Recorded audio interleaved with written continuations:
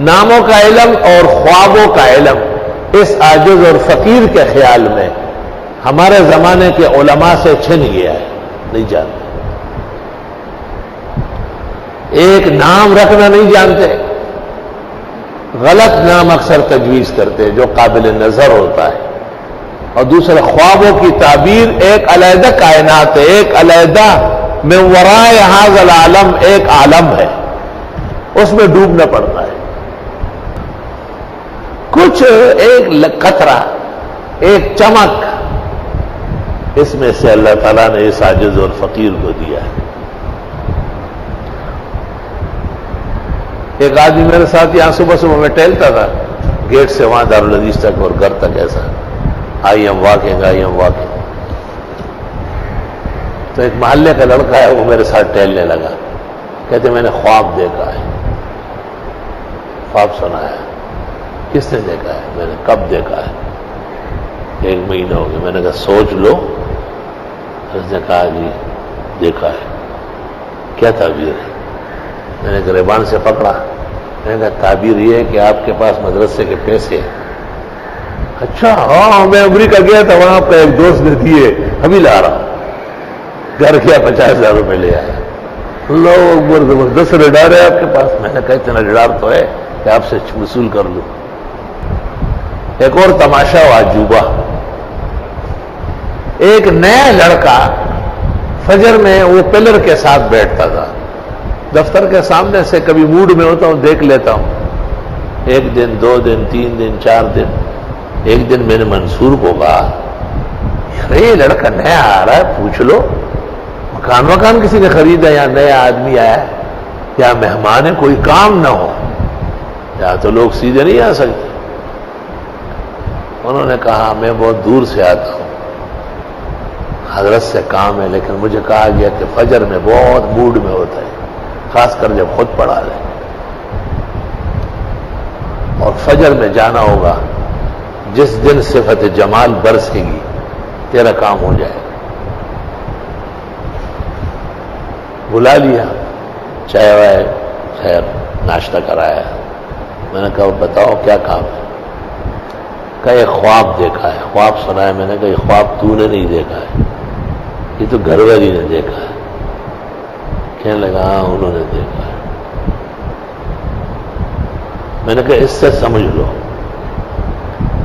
اور خواب یا اس کی تعبیر دلیل و حجت نہیں ہے، خواب پیغمبر کا حجت ہے، اور تعبیر جو پیغمبر دے وہ وہی قطعی ہے، اور لوگوں کے خیالات و ظنون ہیں۔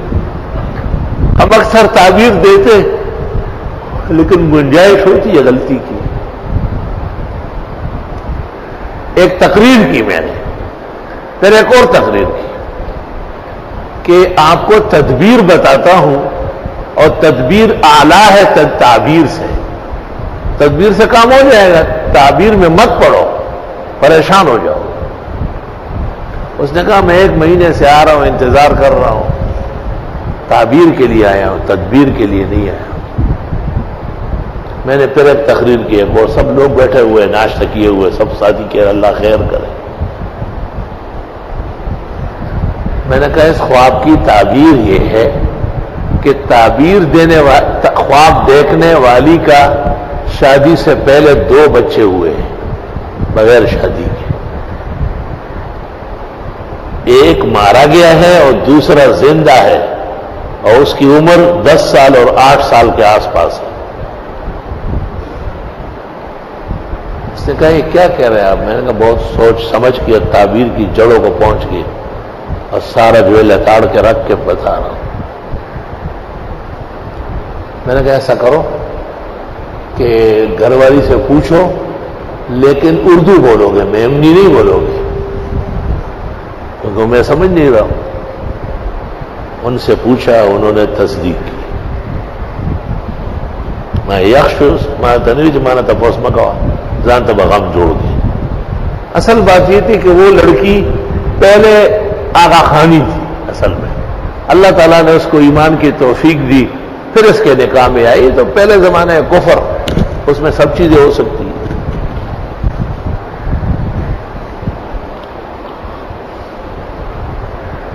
عجائب العلوم میں تعبیر پر کتابیں لکھی ہے عبدالغنی نابلسی نے، تعطیر الانام فی تعبیر الاحلام، اور ابن سیرین کے اصول ہے، اور جہان کی بڑی کتاب ہے۔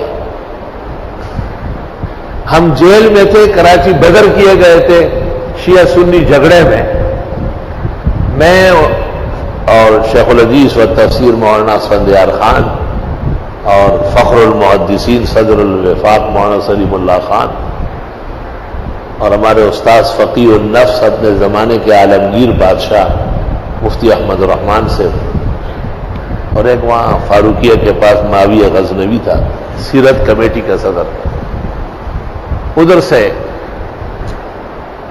حسن ترابی تھا اور عرفان حیدر تھا، ایڈوکیٹ جعفر حسین تھا، فضلی علی تھا، طالب جوہری، عباس کمیلی، یہ سارے تھے۔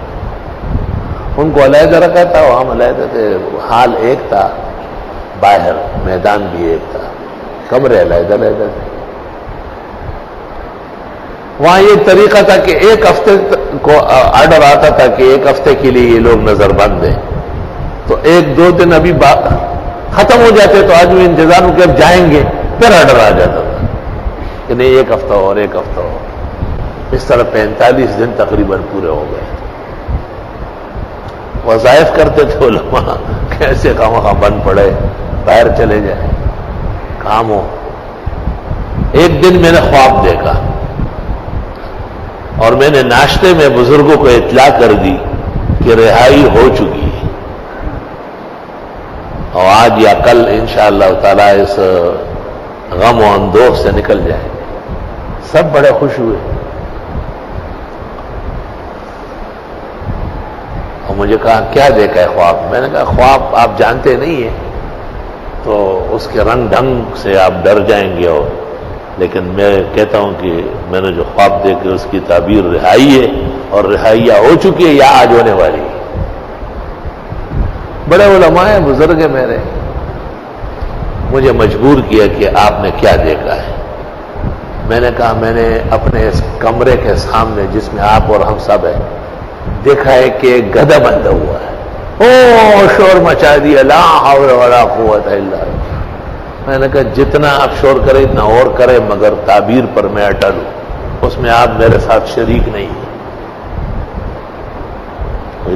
بدخوب دلی دلے خر رخ کی ماں سندیار ہوئی آیا وہ خر پہ دکھا کہ تم رہائی راگلی میں دہی نکلی۔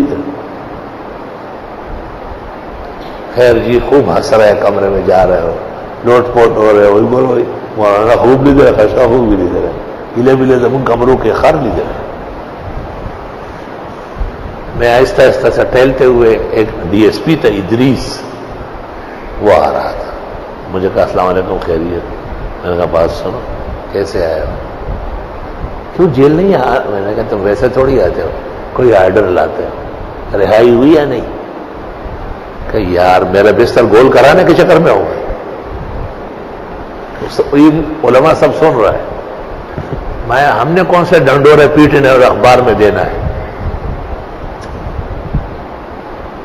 ہو چکی ہے رہائی۔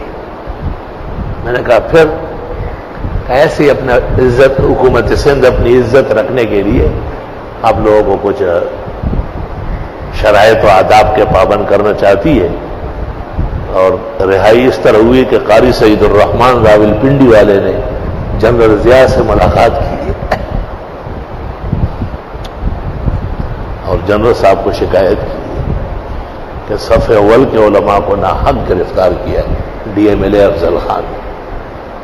تو جنرل صاحب نے اس کو فون کیا کہ تو روز مجھے خبر دیتا ہے کہ حالات صحیح ہے، تو نے تو حالات تباہ و برباد کیا ہے، فوراً عالموں کو رہا کر۔ اتنا پتہ تھا اس کو ڈی ایس پی کو، دیکھو ذرا، ان کو یہ پتہ نہیں ہے کہ قاری سعید الرحمان مفتی احمد الرحمان کے بڑے بھائی ہیں۔ پنڈی میں ایک کشمیر روڈ پر قاری سعید الرحمان صاحب ہے، اس نے جنرل ضیاء سے ملاقات کی اور کراچی کے علماء کی تکلیف کی شکایت کی۔ اور دل کہنا مولیان وہ گلٹا گئی کر خپل کې په تعبیر کې معلومیږي د سخت معیار ده ورا رہائش ہوئی رہے ڈی ایس پی ہوئے. یہ ایک الائنس مناسبت ہے، کئی لگ جاتی ہے، کبھی غلطیاں بھی ہوتی ہیں.